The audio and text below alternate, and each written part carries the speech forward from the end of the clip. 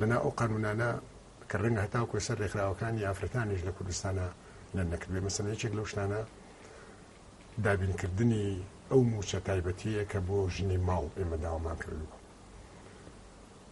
کە ژنی ماڵیش بۆ ئەوەی جۆرێک لەسەر بەخۆی ئابووری هەبێت پێویستە ئەو کاری کە لە ناو ماڵە ئیکات چ بە خێوکردنی مناڵ بێت ئیداری ماڵەکە بێت وەکو کاری کارمەندانی تری حکوومەت بۆی حساب بکرێت.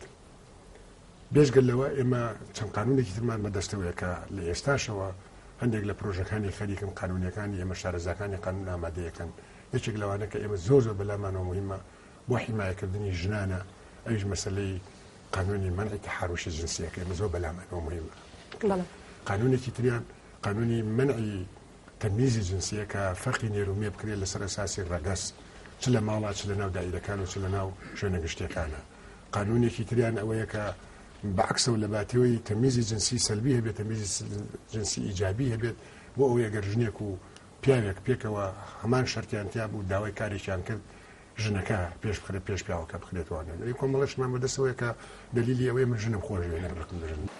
سەبارەت دێمە سەر و پرسیاری پێشوو سەبارەت بۆی کە ئەگەر ئێوە بێنە سەر حکوم ئەوە مکارمەندە دەرەکەن و جۆرێک لە ترساندنی و کاندانە هەیە بۆی کە گوایە گەر دەنگ نەدەن موچیان ئەبڕێ یان کامیرایەک هەیە ڕاقەبەیانەکە بزانێت لەو حاڵەتەیە دەنگ نەدەن بکێ شتی لەو جۆرە دیعایانە بڵاوەکەنەوە تا چەند ئەو شتانە ڕاستە یان تا چەند لیستی گۆڕانیشی بۆ کردو کە کامێری مراقبە نەبێ یان مۆبایل مەمنوع بێ بۆ ژوورەوە بۆی تۆمیایی خۆیان بدەن ئەو کە من ئێمە دەنگمان داوە مەسەڵەن بە فڵان لیست ئەوە ئەو دیعایانەی کە بڵاوەکەنەوە بەشێکە لەو جەنگە سایکۆلۆژیە بەشێکە لەو حربی نەفسی کە لایەنەکانی تر کە ترسی دۆڕانەنە هەیە بڵاوەکەنەوە یا ترسیوانەیە کەم دەنگ بێنن. من ئەمەوێ هاوڵاتیانی کوردستان و هاونیشتمانانی کوردستان دڵنیا بکەم کە ئێمە پیان وتوین ئەگەر هەڵبژاردن لە کوردستانی عێراقا پاکتر نەبێت لە هەڵبژاردننی مەجلیسی مەحافەزاتی عێراقی کە پێش چەند مانگێک ڕوویە دڵنیام لەوەی کە احترافی پێ ناکەن ئەوە یەکێکیانە. بێژگەل لەوەش ئەو تەزویر وشتانەی کە باسیەکەن مەسەلەی کامێرا لە بنشینەوە درۆیە مەسەلەی ئەو قەڵەم و مەرەکەب وشتانەی کە باسیەکەن هەمووی درۆیە. ئەوە تەنیا بۆ ئەوەیە کە خەڵک باوەڕ بەوە بێنێ ئەگەر بچێ بۆ هەڵبژاردن یانە چێ بۆ هەڵبژاردن بچێ بۆ دەنگدان یانە چێ بۆ دەنگدان لە ئێستاوە نەتیجەی هەڵبژاردن حەسم بووە لەبەرەوە خەڵگەڵە بۆچی خۆمان دوو بکەم بچم بۆ دەنگان.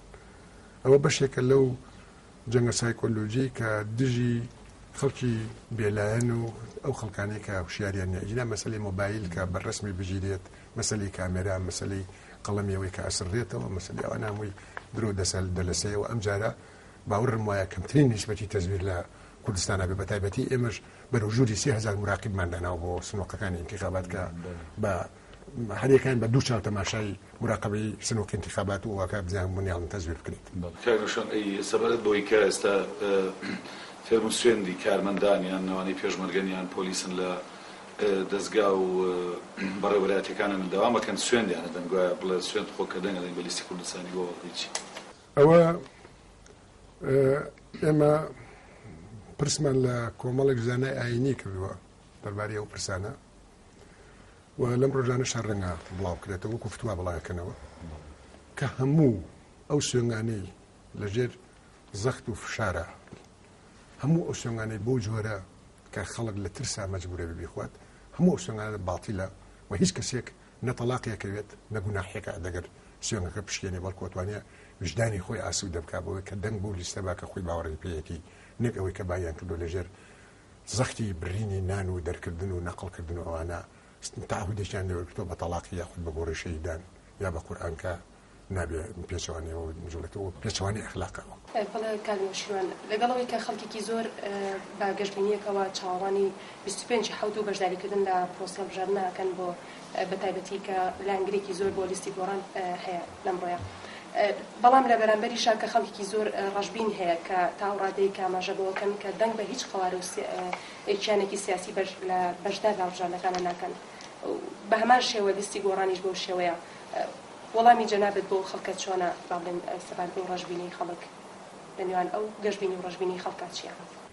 خۆی یەک دوو شت هەیە لەو مەسەلە. یەکیان ئەوەیە لە هیچ جێگایەکی دنیا 100% ئەو کەسانی کە مافی دەنگدانیان هەیە ناچن بۆ هەڵبژاردن لە هیچ جێگایەکی دنیا نسبەتێک هەر ناچێت لا ئوبالیە. ئەوەی کە تۆ باسیەکەی خەڵک ڕەشبینە یان ناومێدە لە ڕاستیە خەڵک نەحەقی نییە. یعنی من خۆم یەکێک لەوانەیە کە لە هەڵبژاردننی پێشوە هەم پرۆپاگاندەم کردووە ئەم دەنگم ماوە لە ڕاستیە من پەشیمانم لە پرۆپاگاندەکەش و پەشیمانم لە دەنگانەکەشم کە بەم جەماعەتە دەنگم ماوە. بەڵام ئومێدم وایە کە خەڵک ناومێد نەبێت چونکە ئێمە لە بەردەمی قۆناغێکی تازەین کە ئەتوانین ناوی بنین قۆناغی وەرچەرخانی سیاسی لە مێژووی تازەی میلەتەکەمانە. ئەم جارە وەکو جارەکانی تر نییە. ئەم جارە لیستی جیاواز هەیە بە بەرنامەی جیاوازەوە چوون منافەسەیەکی تووتیش هەیە لە بینی خەڵکە. من ئومێدم وایە هەموو ئەو کەسانی کە ناومێد بوون نەرۆکو ئەو ترێ وتەفاعلوا بالخير تجدوه. یعنی ئومێدم وایە هەموو گەشتبیر بن هیوایان هەبێت. ئینسان کە هیوا بڕاو بوو بەڕاستی دنیا زۆر تاریکە بینێت. دنیای ئێستای کوردستان بۆ خۆشبەختی زۆر ڕووناکە. ینی هیچ نەشتیانە هەموو نیشانەکان نیشانەی ئەوەیە کە ئێمە بۆ پێشەوە ئەچین پاشە ڕۆژی ڕووناکمان هەیە ئاسوایش ڕووناکمان لە بەردەمایە و بەم هەڵبژاردنەکە ئەچن بەشداریەکەن. هەر بۆ نمونە ئێمە ڕەنگە لە چەند ڕۆژی داهاتووە لیستەیەک بنای ئەو قانونانەی کە بەتەمان لە شەژمانی یەکەمە تێپەڕێن بە قازانجی خەڵک دەربارەی چاکسازی ئابووری، چاکسازی کۆمەڵایەتی، چاکسۆزی گوزەرانی خەڵک، چاکسازی ژیانی گەنجەکانی وڵاتەکەمان. ئەوانە هەمووی بە ئومێدی شمایە کە ئێمە بتوانین کارێکی وا بکەین ئەوەی کە تووشی ناومێدی و ڕەشببینی بۆ جارێکی کە بێتەوە ئومێدی بە ژیان و ئومێدی بە پاشە ڕۆژ و ئومێدی بە سەرکەوتن و ئومێدی بە گۆڕان لە وڵاتە هەبێ. هەر خۆی ناوی گۆڕان جۆرێک لە ئومێد و هیوادا بە خەڵک. کەواتە ئێوە تا چەندە ئەو بەڵێنانی کە بە خەڵکی دەدەن بە لایەنگار و بە هەوادارانی لیستی گۆڕانی ئەیان تا چەندە پابەندن بە جێبەجێکردنی ئەو بەڵێنانە بۆی کە خەڵک جارێکی تر بە هیوانە بێتەوە؟ من ئومێدم وایە کە خۆشم و هەموو هاوکارەکانم هەموو ئەوانەی کە کاندید کراون پابەند بن وەکو بەڵێنیان ناوە وەکو بەڵێنی پەیمانیان ناوە کە پابەند بن. بەڵام بەداخەوە لەم وڵاتی ئێمە ئەو دام و دەستگایانە لەبەر ئەوەی چاوی میلەتیان بەسەرەوە نەبووە مراقبەی میلەتیان بەسەرەوە نەبووە. لەم وڵاتانە ئێمە دادگایەکی بەرزی وەکو دادگای دەستوری و دادگای لەو بابەتانە نییە کە هەندێک لەو شتانە ڕێگە لێ بگرێت. لەبەر ئەوەی لێرە گوشاری جەماوەری لەسەر حکومەت و ئەوانە زۆر کەم بۆ ڕێکخراوەکانی موجتەماعی مەدەنی زەعیفن. دەسەڵاتی چوارەم یاخود میدیای ئازاد هەندێک قسەی کردو بەڵام ئەویش نەیتوانیوە ڕێیەکی گشتی وا دروست بکا کە ئیمکات. ئەم دام و دەستگایانەی ئێمە چ ئەوانەی ئەبن بە ئەندامی پەرلەمان و چ ئەوانەی ئەبن بە وەزیر ئەمەنگە ئیمتیازاتیان هەیە ئەمەنگە ئیمتیازاتیان هەیە وەکو چۆن کەسێک لە بیدایەتە کەم کەم فێری حەشیشە خواردن نەبێت و لە دوایە بە ئینسانێکی مدمین ناتوانێت تەرشیکە بەداخەوە. ئەو ئیمتیازاتە زۆرە وای لێکردوون کە ناتوانن بەشێک لە هین بن کە ئەکەونە ئەوە خەمەکانی خەڵکیان لەبیرەچێتەوە. من ئومێدم وایە ئەم وەجبەی تری پەرلەمان زۆر بە ئاکتیڤی بە چالاکی کارابن و هەوڵ بین ئەسڵەن ئەو ئیمتیازاتانە بە جۆرێکی واکەم بکەینەوە کە خەڵک ئەندامەتی پەرلەمان بە ئیمتیاز و بە ئیدمان نەزانێ بەڵکو ئەندامەتی پەرلەمان بە خزمەتی گەل و نیشتیمان و بە وەزیفەیەکی نیشتیمانی بزانێت. کاک نەشوەمە لە کۆتاییدا شتێکی ئۆتۆمان نەماوە گەر بەڕێزت بگورە کاکادر من یەک پرسیارتر ماوە کە تۆزێک لای وەڵامەکەی جەناب تا ڕوون نەبوو ئەویش سەبارەت بۆ پرسیارەی کە لێمان کردن ئێوە گەر دەسەڵات بگرنە دەست موچەی کادرانی یەکێتی و پارتی دەبڕن چونکە بەڕاستی ئێمە وەڵامی جەنابەت لە وەڵامی جەنابەت بۆ ئێمە ڕوون نەبوو بۆ خەڵکیش گرنگە ئێمە بزانین ئەو کاتە ئێوە هەڵوێستان چۆنە بێت.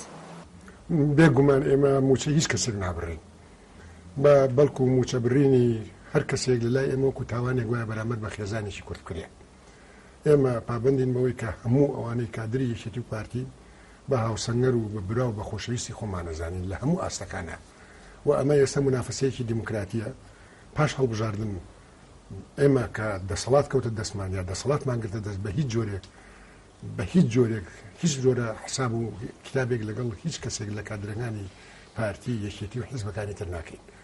بەعکسەوە موچە ئێوانەوەکو باسم کرد ئێمە دەستکاری سیستەمی موچە ناکەین هەتاوەکو بەدیلێکی باشتر لە دۆزینەوە بووە ئەم سیستەمی موچەی کە ئێستا هەیە بەڵکوەوە هەر بەردەوامە بێت و ئێمە بە چاوی ڕێز و تەقدیر و خۆشەویستی و تەماشای هەموو تێکۆشەرا ناکەین.